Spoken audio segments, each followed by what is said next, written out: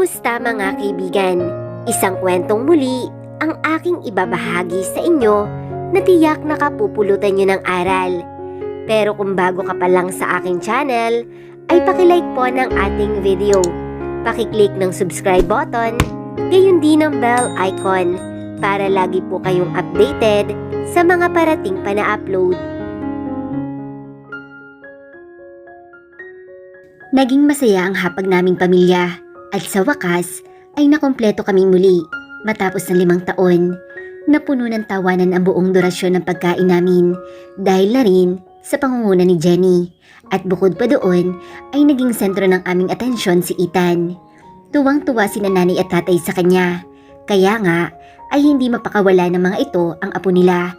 At hanggang sa matapos kaming kumain, ay karga-karga pa rin nila ang baby boy ko. Anak, sa terrace lang kami ng tatay mo at ni Ethan ha. Hayaan mo muna kami makipaglaro sa pogi naming apo.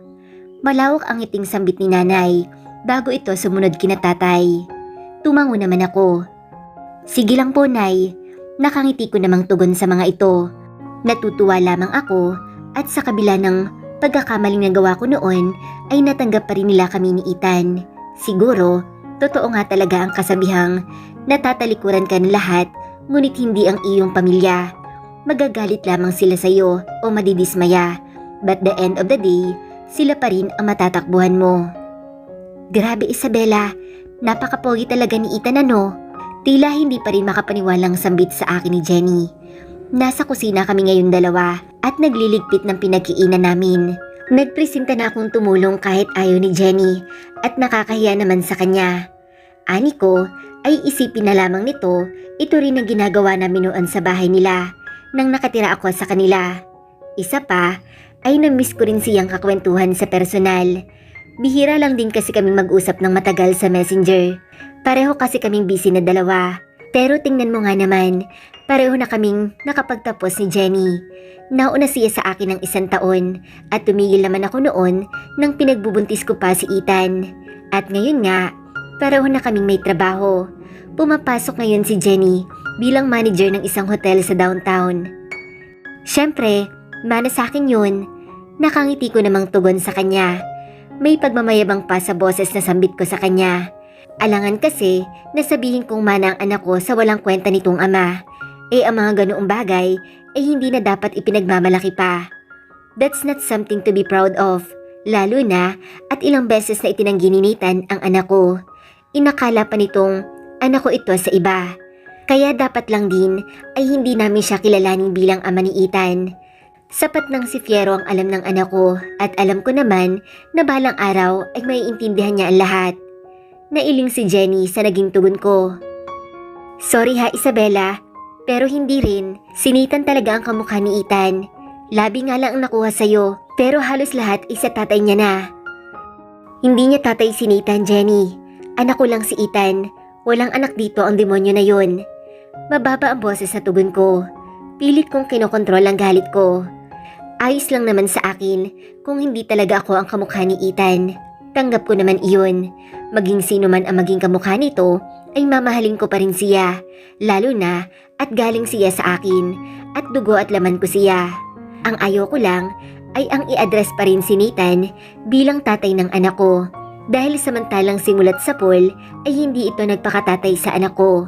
Bagkus ay pinahirapan pa ako nito sa puder niya at inisipang isa akong maduming babae at iba ang tatay ng anak ko. Kaya walang karapatan ang lalaking iyon. Sorry Isabela, wika ni Jenny, bigla itong natahimik. Napabuga naman ako ng hangin at nailing. Mahina ko itong pinisil sa braso niya. Hindi Jenny, ako dapat ang mag-sorry. Wala ka namang ibig sabihin sa sinabi mo. Pasensya ka na ha, sadyang nagiinit lang talaga ng mabilis ang ulo ko at kumukulo ang dugo ko sa walang kwentang lalaking yon. Hanggang ngayon kasi ay sariwa pa rin sa akin ang lahat ng ginawa sa akin at sa pamilya ko ni Nathan Montemayor. Mula sa sapilitan nitong kinuha ang titulo ng bahay at lupa namin, nilinlang niya ako kapalit ng aking pagkababae. Hanggang sa nakulong si tatay at na-hospital si nanay sa pananakit niya sa akin at hanggang sa pagpapahirap niya sa akin. Lahat ng iyon ay nakatatak pa rin sa isipan ko At sa tuwing naiisip ko iyon, ay mas lalo lamang umuusbong ang galit ko sa kanya. 5 taon na ngunit parang kahapon lamang ang lahat. Napatango si Jenny. Ayos lang Isabela, naiintindihan ko. Ngumiti ito sa akin at tinapik ang kamay ko. Napatango rin ako at maya-maya ay napatikim ng maalala ang sinabi niya sa akin kanina. Jenny, napalingo naman siya sa akin. Itinigil nito ang pagsasabon sa plato. Bakit Isabela? May sasabihin ka ba? Napatango ako. Iyong sinabi mo sa akin kanina, totoo ba iyon? Totoo bang nakita mo si Nathan Montemayor na nagtitinda ng isda sa palengke? Mahina ang boses na ani ko. Ayoko lang na marinig ni nanay ang pinag-uusapan namin ni Jenny. Dahil maging katulad ko, galit sila sa lalaking iyon. Ayaw na ayaw nilang marinig ang pangalan noon. Kaya nga ay katulad ko, hindi na rin sila nakikibalita sa pamilyang Montemayor nang mawala ako. Tumango si Jenny. Naghugas ito ng kamay at saka humarap sa akin. Oo, nakita ko siya at imposibleng dayain ako ng mga mata ko kanina. Siyang-siya iyon. Hindi ko makakalimutan ang pagbumukha ng gagong yun. Galit din na tono ng boses ni Jenny. Napasandal ako sa lababo at napailing. Bigla akong napaisip. Papaanong nangyari iyon? Ano ba talaga ang nangyari noong mga panahong nawala ako? Nakapagtataka lang kasi at bakit? Anong ginagawa ng isang Nathan Montemayor sa isang palengke at nagtitinda ng isda? Hindi ba? At bilyonaryo ito? Bakit ito nagtsatsaga sa palengke? Samantalang ayaw nun sa mabaho at malalansang amoy. Nailing si Jenny. Ang totoo niyan, hindi ko rin alam. Basta ng araw na mawala ka, ay kaagad na pumunta ang Doña Bella sa inuupahan ninyong bahay noon at kinausap ang mga magulang mo. Naalala ko, kasama pa niya noon si Nathan at humingi ng tawad sa mga magulang mo dahil pinabayaan kayong mag-ina. Bigla ay napaismid ako sa sinabing iyon ni Jenny. Hindi ko nagustuhan ang narinig ko. Asawa? Mag-ina niya? Talaga lang ha? Wala na ako at lahat-lahat nagawa pa rin magpanggap at umarte ng gagong iyon. Ang kapal lang ng pagmumukha. Anong sunod na nangyari doon? Ani ko naman. Siyempre, nagalit ang nanay at tatay mo sa pamilya Montemayor. Sinumbatan nila ang mga ito at sinabing aalagaan ka raw, ngunit pinabayaan ka naman. Sobra silang nag-alala sa iyo. Hanggang sa sumunod na araw ay may lalaking dumating sa bahay ninyo at sinundo ang mga magulang mo at inilipat dito sa San Carlos. Doon namin nalaman na ikaw pala ang may gawa noon at saka rin namin nalaman kung ano ba talaga ang nangyari sa'yo. Napatango ako. Iyon yung araw na nahanap ng mga tauhan ni Daddy Alexander ang tamang address namin sa Cordova. Ano ang naging reaksyon ng mga Montemayor sa biglaang pag-alis ni nanay sa San Joaquin? Muling tanong ko. Baka kasi iba ang iniisip ng mga iyon sa biglaang pag-alis sa mga magulang ko. Nailing si Jenny. Pinalabas sa mga taong kumuha sa mga magulang mo na lumipat na sila ng lugar sa kalapit ng kamag-anak. Hindi ko na lang alam kung naniwala ba si Doña Bella. At sumunod noon ay wala na rin ako naging balita sa mga Montemayor. Wala naman akong pake sa kanila, lalo na at alam kong ayos na alagay mo. Pero kung nagkataon talagang nawala ka, naku, gerang abot sa akin ang hilaw mong asawa. Gigil na sambit ni Jenny. Napatango ako at naglakad patungo sa mesa. Hinila ko ang isang upuan at saka ako naupo doon. Napabuga ako ng hangin. Nakapagtataka lang at kung totoo man na si Nathan yung nakita mo sa palengke, anong nangyari? Bakit nandoon siya? Naalala ko na pinagbantaan noon ni Doña Bella ang apo niyang si Nathan na oras na may mangyari sa aking masama ay mananagot ito. Alam kong imposibleng mangyari. Posibleng parusahan nila si Nathan. Pero itong tagatinda siya ngayon ng isda sa palengke. Parang ang hirap-hirap namang paniwalaan. Napaka-imposibleng mangyari. Lalo na at mukhang hindi naman hahayaan ng mga magulang ni Nathan o ni Doña Bella na humantong sa ganoon ang tagapagmana ng napakalawak na lupain ng Montemayor. Napakadaming katanungang namuo sa isipan ko. Bakit ginagawa iyon ni Nathan? Anong nangyari sa mga bilyones niya? Sa mga pagmamay-ari niya? Sa kumpanya niya? Sino ang nagpapatakbo ng mga negosyo niya kung nasa palengke siya? Nahihibang na ba ang demonyo na yun? Hindi ko alam, Isabela. Nakapagtataka nga eh. Ang buong akala ko, sa 5 taon na nakalipas, ay nasa syudad ito o di kaya naman ay nasa ibang bansa at nagpapasarap sa buhay simula nang mawala ka. Kaya nga, ikinamumuhian ko iyon. Pero yung nakita ko siya kanina at nagtitinda sa palengke, nagulat talaga ako. Hindi na ako nagsalita. Napabuga ako ng hangin. Pwede mo ba akong samahan kung nasan siya? Ani ko, dahilan upang matigilan si Jenny. Nagsalubong pa magkabilang kilay nito. Tila nagulat sa sinabi ko. Sigurado ka? Nag-aalangang pangsambit nito. Wala namang pagdadalawang isip na tumango ako. Oo, tugon ko. Gusto kong makita si Nathan. Gusto kong makita kung talaga bang tindero na ito ng isda sa palengke ngayon. At gusto kong malaman kung bakit niya ginagawa iyon. Kung may bago na naman ba siyang pakulo sa buhay niya o sadyang nababaliw na siya. At talagang nakakagulat na ang isang katulad niya na tinitingala ay matatagpuan sa ganoong lugar. Isabela, sigurado ka pa talaga sa desisyon mo? Iyan ang paulit-ulit na tanong sa akin ni Jenny habang patungo kami sa pamilihang bayan ng San Carlos. Kanina ay muntik pa kaming hindi natuloy na dalawa at talagang pinipigilan niya ako. Bukod pa doon ay gustong sumama sa amin ni Ethan nang sabihin ko kina nanay na may lalakarin lamang kami ni Jenny at saglit lamang kami. Mabuti at natakasan namin ito.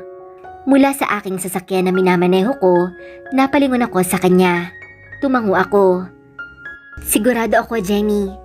Seryosong sambit ko habang tinatahak namin ang daan. Napabuga naman ito ng hangin. Ano ba ang gagawin mo doon, Isabela? Huwag mong sabihing makikipagbalikan ka sa kanya. Hay nako, kukurutin talaga kitang babae ka. Nailing ako at kapagkuwan ay sarkastikong natawa. Anong makikipagbalikan?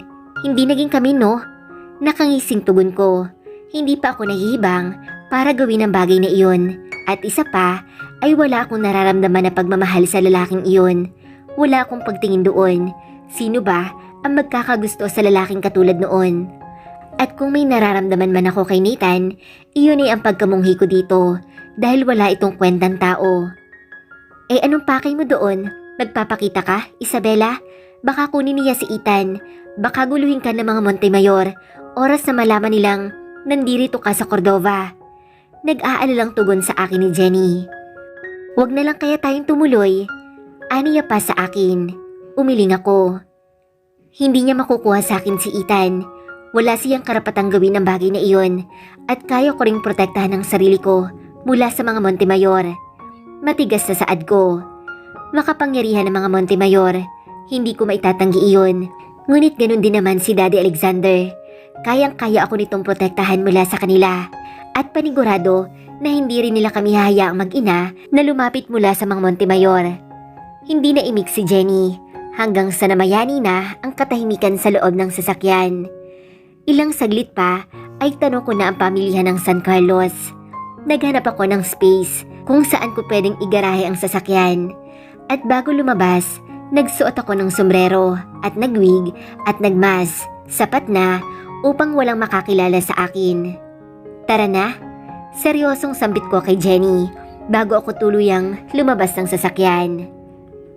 Sumunod naman sa akin si Jenny kahit na nakikita ko ang pag-aalilangan sa itsura nito. At maya-maya lang din ay nagpatiuna na ito sa pagpasok sa loob ng palengke. Napalingalinga ako sa paligid.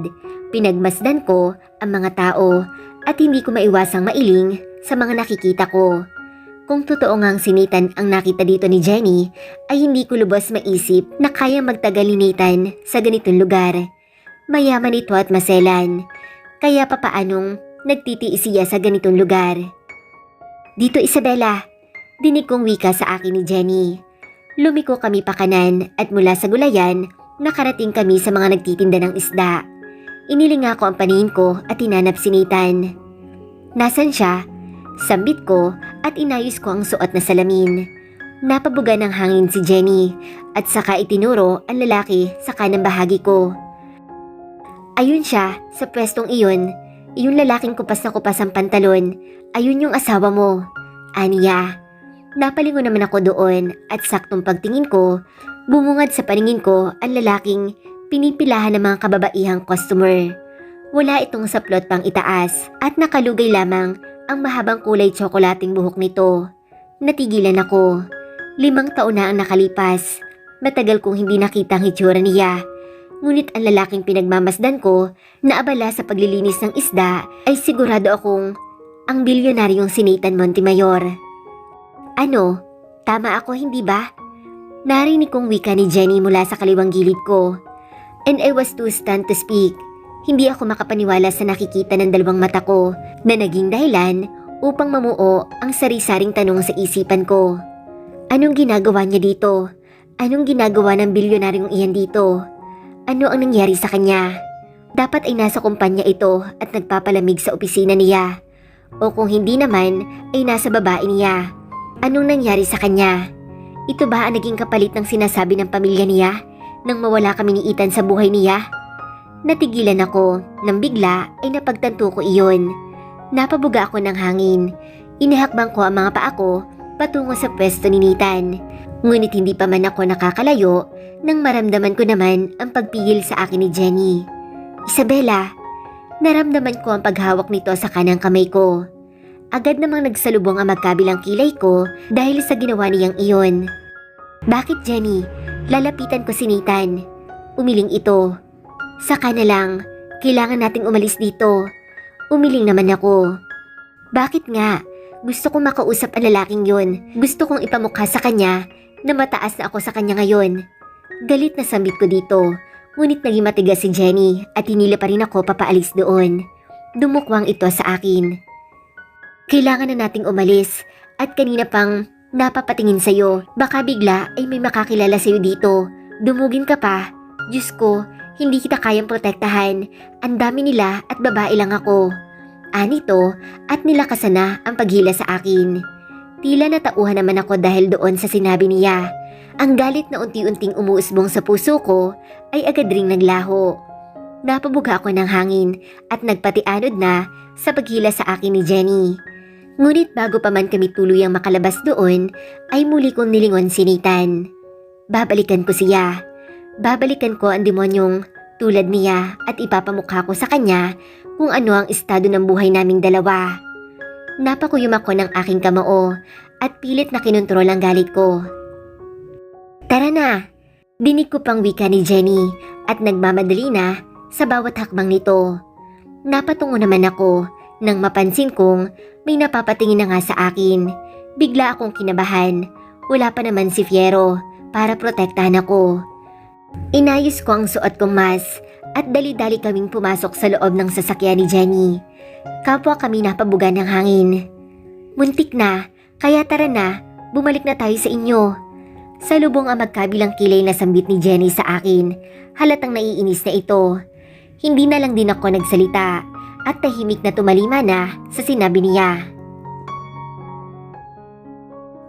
Pasado 12:00 na ng tanghali at nakakaramdam na ng pagod si Nathan at buong akala niya ay petiks ngayon ang trabaho niya.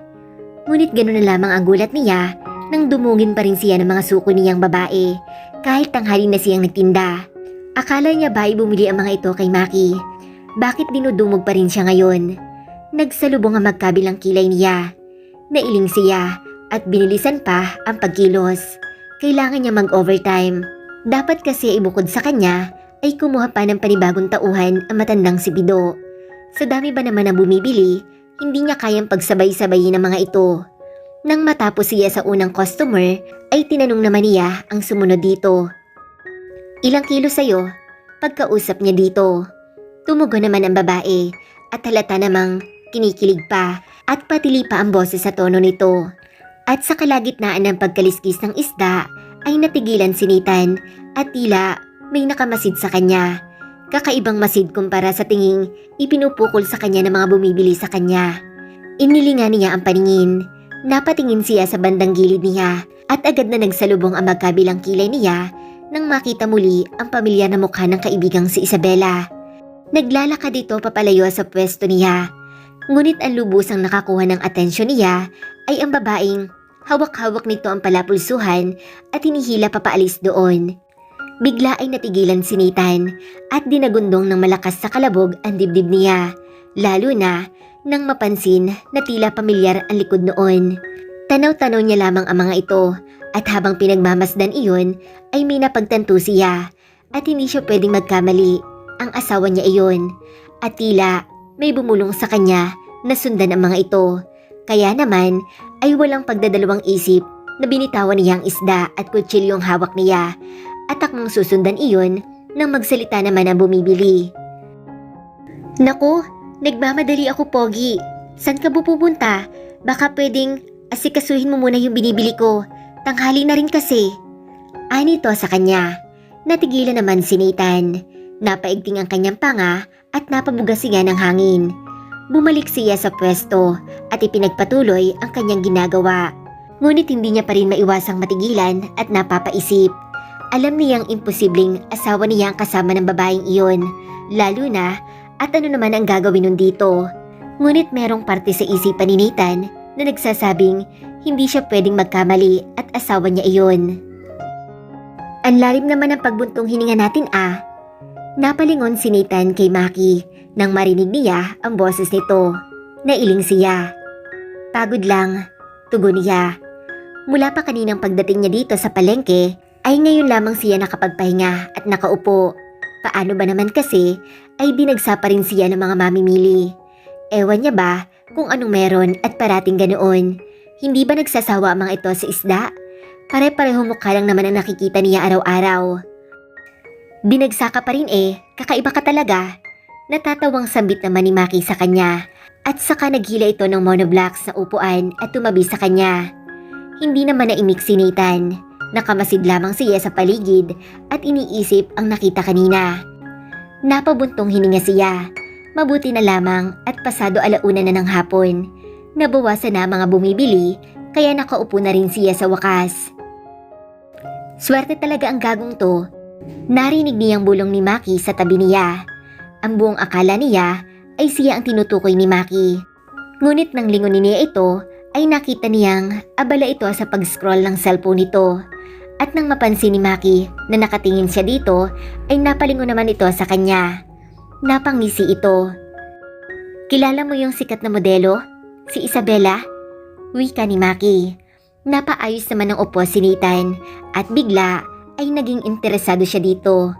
Gusto niya sanang sabihing asawa niya iyon, ngunit alam naman niyang hindi ito maniniwala sa kanya. Napatikim siya. Anong meron doon?